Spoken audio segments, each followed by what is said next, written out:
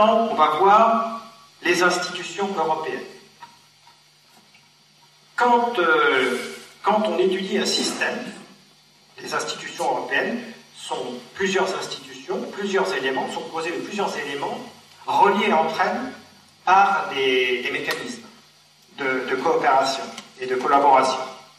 Quand on analyse un système, la première chose à faire, c'est l'analyse nodale. C'est-à-dire que l'on s'intéresse aux liens qui relient les différents éléments du système. Plus un élément est connecté avec de nombreux autres éléments, plus il est central, plus il est important dans le système.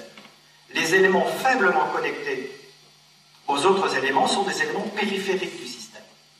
Le centre de gravité du système est l'élément qui est le plus fortement connecté aux autres. Alors là, c'est le diagramme que vous trouvez si vous allez sur la fiche Wikipédia intitulée « Les institutions européennes ». Il vous montre ce diagramme.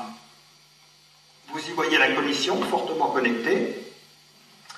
Vous y voyez sur la gauche 3 institutions intéressantes. Le Conseil de l'Union européenne, qui est le Conseil des ministres. En fait, il y a un représentant du pouvoir exécutif de chaque pays. C'est un conseil qui travaille en permanence. Le Conseil européen, c'est le Conseil des chefs d'État, qui se réunit 4 fois par an.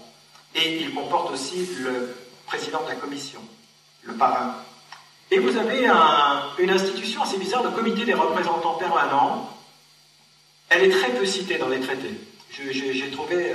c'est une espèce d'éminence grise. On voit que ce comité, qui travaille en permanence, assiste le Conseil de l'Union européenne, aide le Conseil européen et négocie avec la Commission. Intéressant. C'est une espèce d'éminence grise. La Commission étant au centre du système. Alors j'ai reproduit et on voit que la Banque Centrale Européenne n'est reliée à personne. Elle est totalement indépendante des autres institutions et donc des peuples. Alors j'ai recomposé ce diagramme sous une autre forme. On garde la même topologie, mais on change la topographie. Donc voici les institutions, voici les liens, et maintenant on comprend un peu mieux. Il y a 3 cercles. Un cercle central avec la Commission, qui est relié à tous les autres éléments du système. Dans un second cercle, le Conseil européen, le Comité des représentants permanents et le Conseil de l'Union européenne. Et enfin, dans un 3e cercle, périphérique du système, le Parlement européen, par exemple. Le Parlement européen est un élément périphérique du système. Et évidemment, en bas, les 2 banques européennes qui n'ont de compte à rendre à personne. Alors évidemment, vous pouvez me dire, oui, bon, l'analyse nodale, c'est bien beau, mais ça n'est pas suffisant. Il faut se plonger dans les textes. Il faut aller voir plus dans le détail qui fait quoi et comment il le fait. Alors, c'est ce que je vais faire tout à l'heure. Mais avant de le faire, je vais vous donner un exemple récent qui s'appuie sur ce diagramme. L'exemple du maïs transgénique OGM TC 1507 de la société Pioneer. Qu'est-ce qui s'est passé et quelles ont été les étapes du processus décisionnel pour autoriser la culture de ce maïs en Europe? Première étape, la Commission européenne demande au Conseil de l'Union européenne, donc de niveau ministériel, d'autoriser la culture de ce maïs transgénique. Donc la Commission européenne est à l'initiative du processus décisionnel.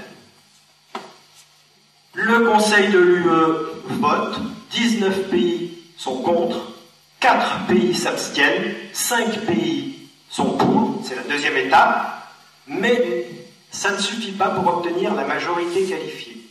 Donc nous sommes dans une non-décision. Je reviendrai tout à l'heure sur ce qu'est la majorité qualifiée. 3e étape, en fait en parallèle, le Parlement européen vote, se prononce. 385 contre, 35 abstentions, 200 points pour. Donc le Parlement européen se prononce à une très large majorité contre la culture de ce maïs transgénique, mais son vote n'a aucun caractère d'obligation. C'est juste un avis qu'il formule. On ne lui avait même pas demandé d'ailleurs, il s'est autosaisi. Son vote n'a aucun caractère contraignant. Quatrième étape, la Commission décide d'autoriser la culture du maïs transgénique. Elle est à la fin du processus. La Commission était au début du processus, elle est à la fin du processus. Il y a une cinquième étape quand même. On n'en parle pas. La société Pionnier remercie les membres de la Commission et son parrain. Et oui, ils sont polis ces gens-là. Donc ils disent merci. Alors quand on regarde les textes, en particulier le traité sur l'Union européenne, dans son article 13, paragraphe 2, il est écrit « Les institutions pratiquent entre elles une coopération loyale ». Donc là, on voit ce que signifie le sens d'une coopération loyale pour les membres de la Commission. Ils auraient pu se dire, le Conseil de l'Union européenne s'est prononcé contre, même s'il n'a pas la majorité qualifiée. Le Parlement européen s'est prononcé contre, même si ce n'est pas un vote qui implique quelque chose. Bon, on va se ranger de leur côté. Eh bien non.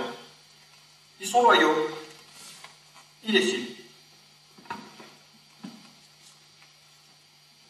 Parlons un peu de la majorité qualifiée.